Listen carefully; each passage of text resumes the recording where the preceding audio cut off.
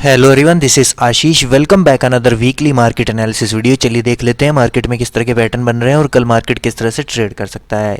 ये weekly time frame का chart देख रहे हैं हम निफ्टी का। जैसा कि हमने लास्ट वीडियो में प्लान किया था कि अगर मार्केट यहाँ पे फ्लैट ओपन होता है, ठीक है, तो हमें एक ये टारगेट यहाँ तक का देखने के लिए मिलेगा जो लो मार्केट ने प्रीवियस स्विंग का जो लगाया है, यहाँ तक का हमें एक टारगेट जो है वो देखने के लिए मिल सकता है। ठीक है, ये जो टारगेट था 23,250 का 260 का हमारे पास ये टारगेट था।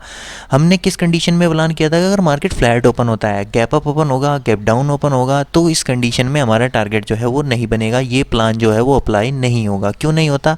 ये जो हमारे पास टारगेट था ये बचा हुआ था यहाँ तक का। जैसे ही मार्केट डायरेक्ट गैप डाउन खुला, एग्जैक्टली उसी लेवल पे खुला 23,200 के आसपास, तो हमारे पास जो 200-250 पॉइंट थे वो हमारे हाथ से निकल गए। ठीक है, गैप अप की कंडीशन में भी यही होता है। जैसे यहाँ पे प्रीवियस कैंडल के आसपास हुआ था, गैप अप यहाँ पे खुल जाता तो ये एक इनसाइड कैंडल कुछ इस तरह की यहाँ पे बन जाती।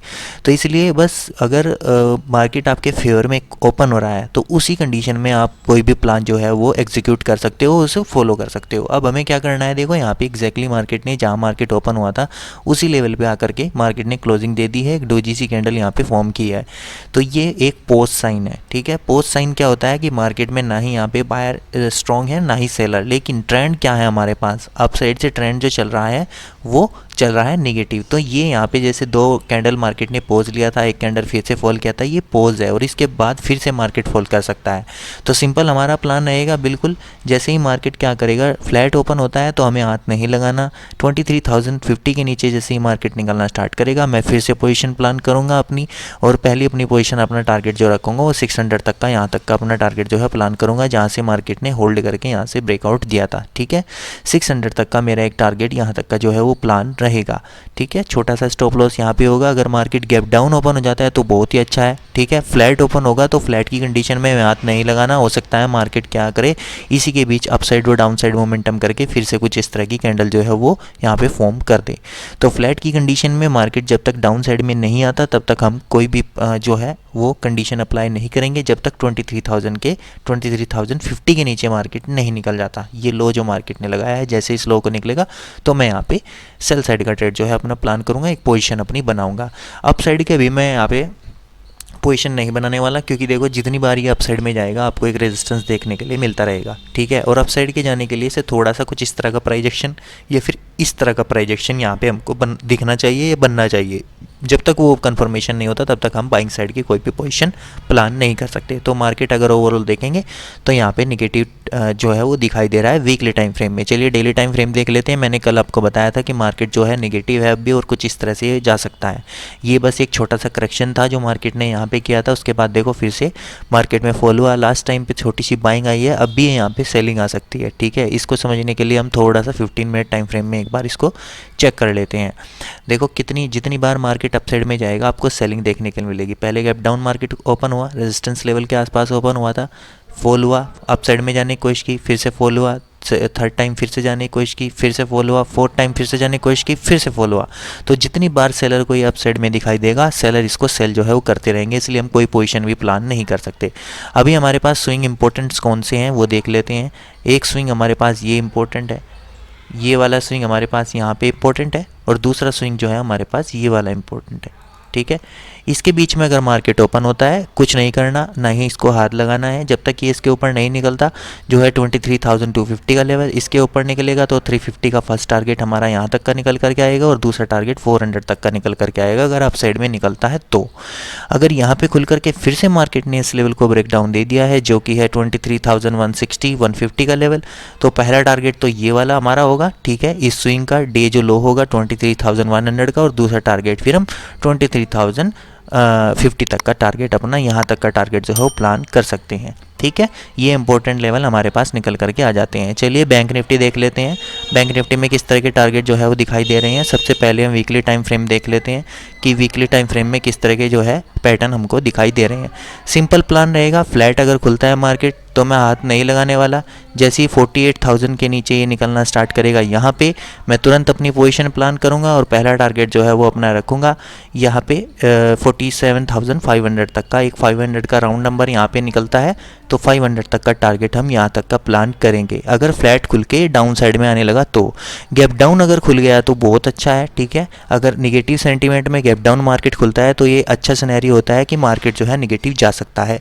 तो हमारा सिंपल प्लान रहेगा 48,000 का। जैसे ये कैंडल बहुत बड़ी बनी हुई है, ठीक है, ये देखो 1500 पॉइंट की कैंडल है, और मेरे अकॉर्डिंगली इस हफ्ते जो है, जो आने वाला वीक रहेगा, मार्केट जो है इसी के बीच जो है रह सकता है, साइडवेज मार्केट रह सकता है पूरे वीक। बैंक निफ्टी की बात कर रहा हूँ, निफ्टी की नहीं। निफ्टी थोड़ा सा ज़्यादा निगेटिव दिखाई दे रहा है, लेकिन इसने क्या किया है, यहाँ पे इस तरह की कैंडल बनाई है। ये कैंडल थोड़ा सा क्या करती है, पहले ऊपर जाएगी, उसके बाद फिर फॉल होती है, और ये यहाँ से जाने में, यहाँ तक जाने में बायर इस लेवल को ब्रेकआउट नहीं दे सकते, ठीक है। तो वो क्या करते हैं, सेलर यहाँ पे दोबारा से आ जाते हैं, उनको एक अच्छा प्राइस दिखता है, वो फिर से सेल करते हैं। तो 48,000 का जो लेवल है, यहाँ पे अगर नीचे निकलना स्टार्ट करेगा मार्केट, तो 47,500 तक का हमें टारगेट देखने के लिए मिल सकता है। अपसाइड के टारगेट अभी प्लान नहीं कर सकते, ना ही कोई बाइंग की पोजीशन हम प्लान कर सकते हैं। अभी मार्केट हमको देखो यहाँ पे थोड़ा सा निगेटिव ही दिखाई दे रहा है। एक बॉटम और हमको दिखाई दे रहा है, ये वाला, ठीक है। अगर फ्लैट मार्केट ओपन होता है तो इस बॉटम को रीटेस्ट मार्केट कर सकता है मेरे अकॉर्डिंग। चलिए 15 मिनट टाइम फ्रेम में देख लेते हैं। 15 मिनट टाइम फ्रेम में भी मार्केट जो है देखो अभी तक इस ट्रेंड के 50% तक भी मार्केट ने जो है वो करेक्शन नहीं किया है। ये जैसा आप देखेंगे 50% इस लेवल का यहाँ पे है, इस टोटल ट्रेंड का ये वाला, ठीक है, और अभी तक मार्केट यहाँ तक नहीं जा पाया है। तो ये थोड़ा सा डेली टाइम फ्रेम में या फिर यहाँ पे 15 मिनट टाइम फ्रेम में, इंट्राडे में हमें नेगेटिव दिखाई दे रहा है। सिंपल मार्केट ने हमको स्विंग दिए हैं, ये वाले स्विंग मार्केट ने हमको दे दिए हैं। अगर मार्केट यहाँ पे ओपन होता है, ठीक है, और इस स्विंग को अपसाइड में ब्रेकआउट करता है 48,600 के लेवल को, तो पहला टारगेट सिंपल हम यहाँ तक का प्लान कर सकते हैं, ठीक है। यहाँ तक का प्लान फिर नहीं होगा हमारा टारगेट, क्योंकि जैसे ही यहाँ पे निकलना स्टार्ट करेगा, हो सकता है ये अपसाइड में यहाँ से निकल जाए, और 49,000 तक का टारगेट हमें देखने के लिए मिल सकता है, ठीक है। अगर ये लेवल मार्केट ने यहाँ पे ब्रेक डाउन कर दिया, जो प्रीवियस स्विंग होते हैं ना मार्केट में, वो थोड़े ज़्यादा इंपॉर्टेंट होते हैं। एक स्विंग हमारे पास ये है, एक स्विंग हमारे पास ये है।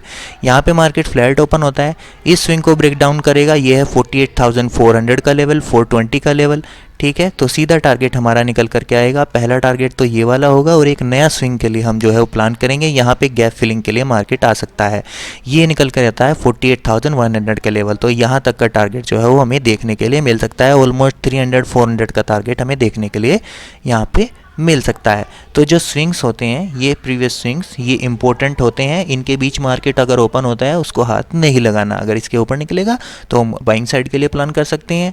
अपना अगर कंजर्वेटिव टारगेट रखना चाहते हैं तो छोटा मोटा टारगेट आप प्लान कर सकते हैं, जैसे 800 का फर्स्ट टारगेट, दूसरा 49,000 का टारगेट, ठीक है। अपसाइड के टारगेट अभी छोटे ही रखना, क्योंकि देखो जितनी बार मार्केट अपसाइड में जा रहा है, आपको सेलिंग के लिए देखने के लिए मिलती रहेगी अपॉर्चुनिटी, देखो ये वाली। तो इसलिए मैं आपको बता रहा हूँ कि आपको क्या करना है। सेल ऑन राइज का मार्केट है, तो बस आपको या तो आप 21 EMA का यूज़ कर सकते हो। जैसे यहाँ पे अगर आप देखोगे तो कितने अच्छे अच्छे ट्रेड इसमें मिल रहे हैं। देखो मार्केट यहाँ से इसके नीचे निकला, तुरंत पहले गैप डाउन खुल गया, तो यहाँ पे हमें मौका नहीं मिला। लेकिन जितनी बार ये अप साइड में जाएगा, देखो यहाँ पे अप साइड में निकलता है, यहाँ पे अप साइड में निकलता है, यहाँ पे जाता है, तो आपको सेल ऑन राइज का मार्केट देखने के लिए मिलता रहेगा।